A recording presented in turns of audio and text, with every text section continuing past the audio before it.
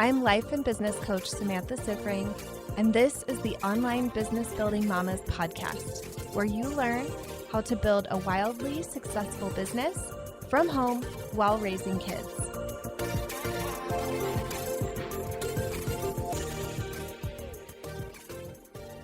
Welcome to another episode. It is episode 81, which is crazy to me. I love it. I say this every once in a while, but this is the thing that I have been most consistent with for the longest period of time, content creation wise, this and my Facebook group. And I have never been this consistent before in anything else in my life, not blogs, not anything, probably not even jobs, you guys. I was not a good employee ever. I would always be very excited and be very good. And then if I didn't get recognition, I would be out of there so fast. I feel like that's kind of one of those signs of an entrepreneur. And I'm sure a lot of you have those kinds of stories too about your jobs in the past. And if not, good for you. Hopefully you are your own best employee now as well. And today we're going to be talking about how to stand out in your industry. So I've been doing this thing where I'm journaling every day, and I'm spending a lot of time thinking about what you need to hear as my audience, as my ideal clients, what it is that you still need to hear from me, and also how I can deliver more value to you. So that's something that I think about every single day. I journal about it every single day and have come up with some very interesting ideas, which is exciting. And I'm excited to see what continues to come from that exercise. But today, I spent a little bit of time brainstorming what I think is slowing you down in your business. And one of the things that I came up with was you're doing what other people are doing. And you're really not differentiating yourself from your competitors.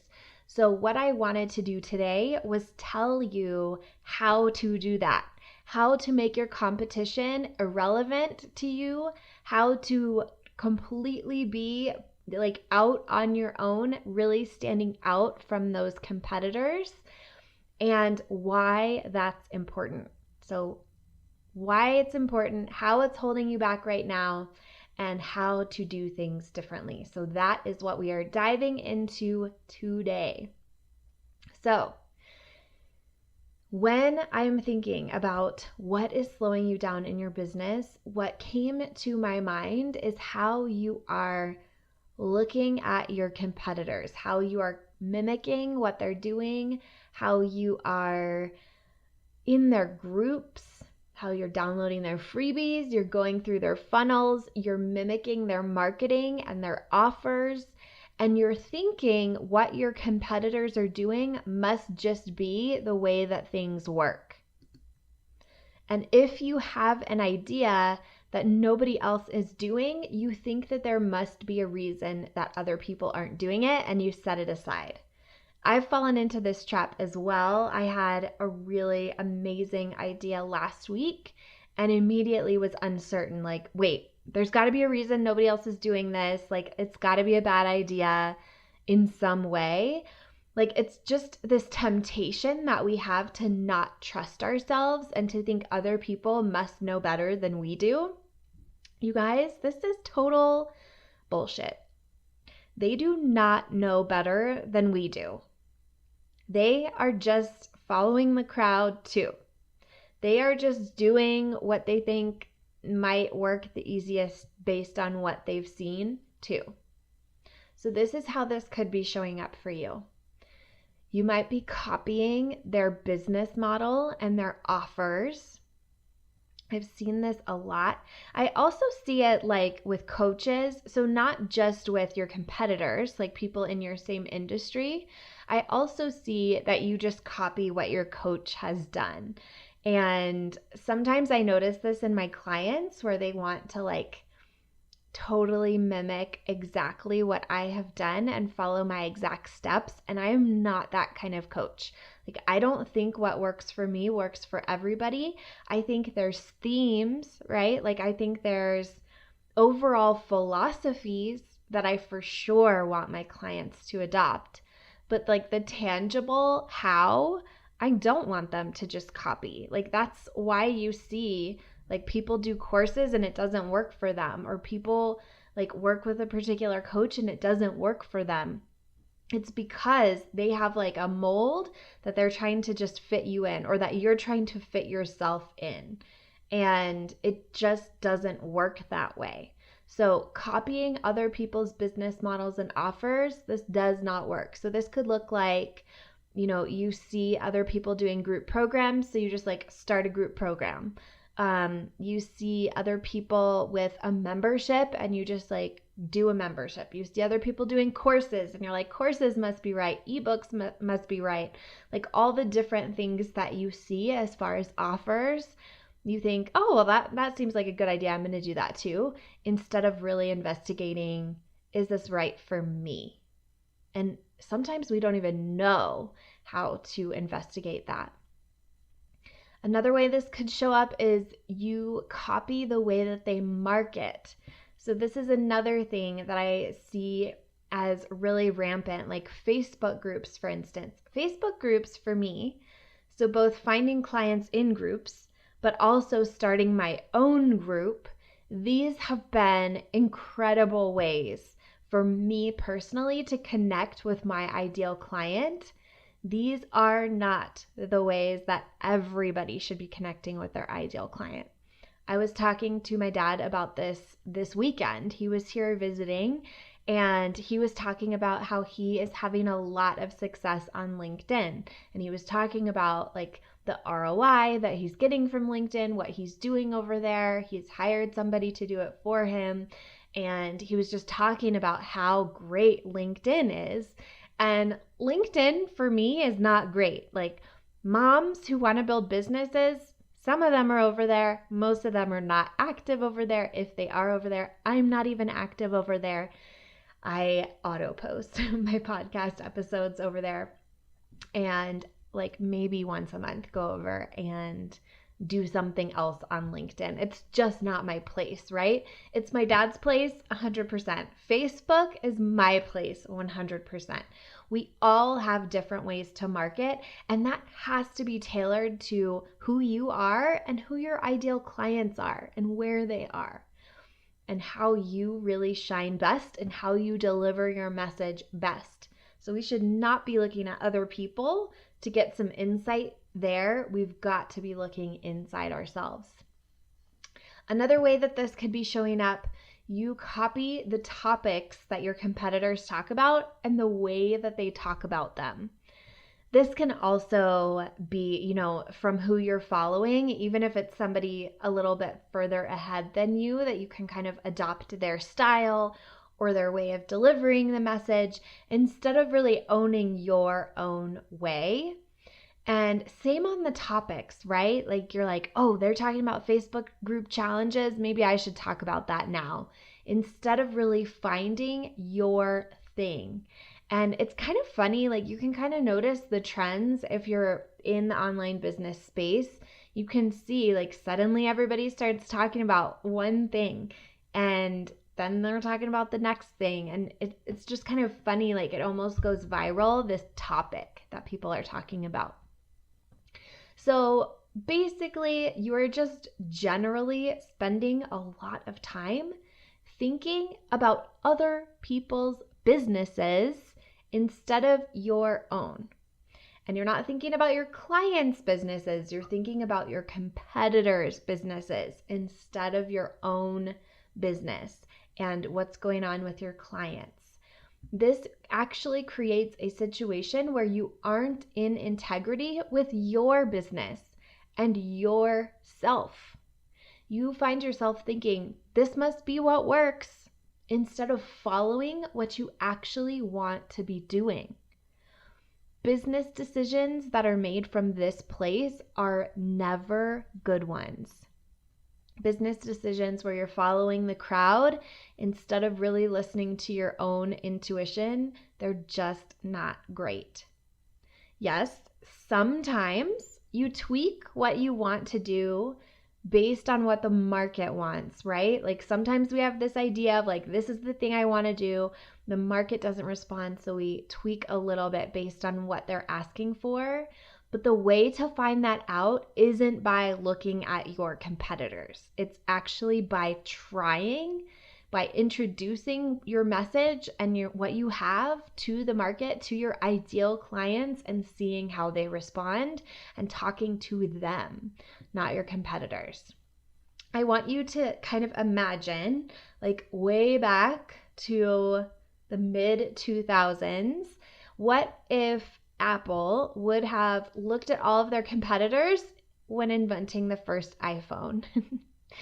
Back then, when the iPhone first came out, I had a BlackBerry and I really liked all the buttons. I loved all the buttons on my BlackBerry. Each letter had its own button. There was like 1 million buttons on this thing and a very tiny screen. And the iPhone came out and I was like, that thing does not have very many buttons. I don't know how I feel about touchscreen. Like that doesn't seem good to me. That seems like it would not work. So imagine if Apple would have been like, okay, we're just going to look at our competitors, see what's working for them, and then just recreate that. They would not have created something that was so unique. They would have created more of the same, and potentially our whole iPhone touchscreen movement would not have even started. Isn't that crazy? They actually ended up reinventing what a phone could be. And now I do not have a BlackBerry. I do not have buttons. I have the newest iPhone whenever it comes out. I just ordered the next one, so I'm going to have that soon. And I love them. I love my iPhones. I'm so loyal to them. But I'm sure if a new reinvention of phones comes out, maybe I'll be on board with that too. Following the crowd is slowing you down. That is the bottom line that I really want you to gain from this. Looking at your competitors and following the crowd is slowing you down. You are my people, and my people are meant to lead. I know this about you. I talk to you in my Facebook group. I have consult calls with you. I coach you. I know you are meant to lead. I want you to imagine what it would be like to never pay attention to your competitors again. Never get into compare and despair again. To not even think these are my competitors. Instead, to think of yourself as being in a league of your own. You offer things that nobody else offers. You market in a way that nobody else is marketing. No one else is doing what you're doing, and the way you've grown your business becomes a movement. People seek you out because your message and your style is so unique. Your ideal clients message you saying, I know you can help me, and I know that I want to work with you. And then those former competitors start reaching out to work with you too. You have a steady stream of clients coming in, and you have consistent income flowing. And the way that you've grown and keep growing is 100% true to who you are and what you want to do. How committed are you to achieving that vision? Because you can have it, but you have to be fully committed to creating this, because bucking the trends and doing something different requires a lot of courage. If you are committed, let's talk about how to do this. I have 2 ways for you to stop following the crowd and start leading right now. Number 1 is tapping into your intuition versus doing what someone else is doing. So here's some examples. First, I'm going to share a way that I didn't do this. So I started a membership group last year, even though my heart was not in it. I was excited about it, but I wasn't all the way there. It just kind of seemed like a good idea. And I was thinking hey, I need a low cost option for people who want to work with me. That makes sense. And while I poured a lot of value into what I offered, I ultimately decided to close my membership a couple months ago because my heart was not in it. And that really was reflected back to me in the clients who were in it. Their heart was not in it either.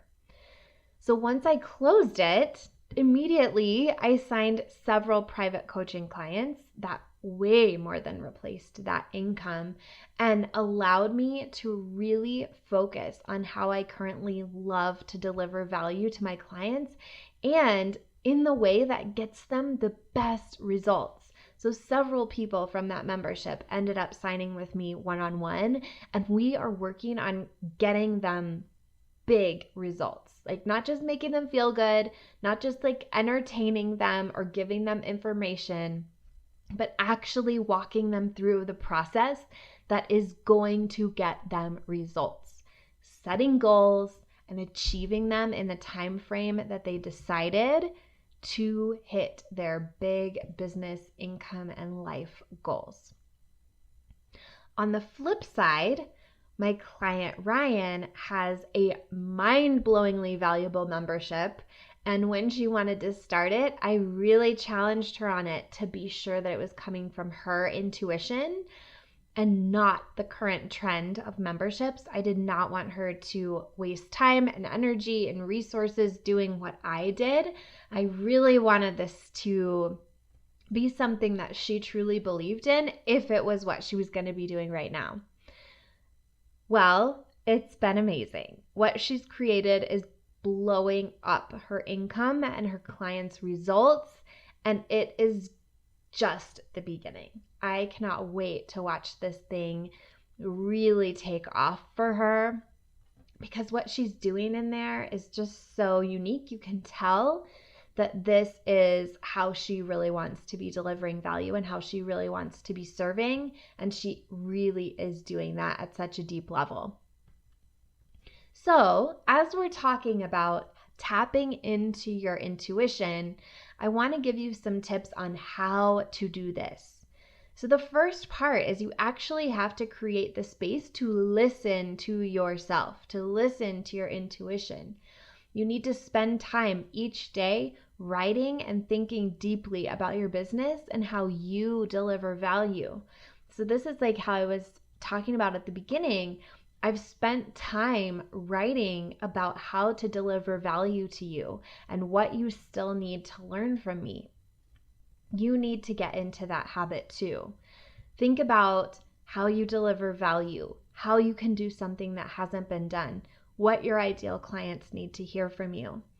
This feels really weird at first and your brain might resist it, but the more you sit with this, the better your ideas will become, and you'll start to shock yourself with what you come up with.